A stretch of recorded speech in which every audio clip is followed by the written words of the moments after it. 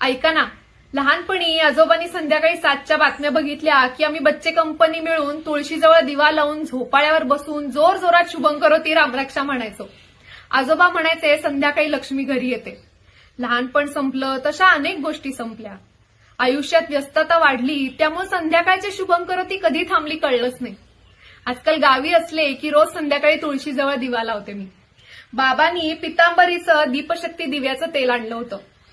दीपशक्ती तेलामुळं दिव्याला काजळी धरत नाही, धूर येत नाही, दिवा अखंड शांतपणे तेवत राहतो आणि ह्याला लव्हेंडरच्या फुलांचा सुगंध आहे, त्यामुळे एकदम प्रसन्न वाटतं. प्रसन्न वातावरणामुळं आपसुकच शुभंकरोतीही म्हणली जाते.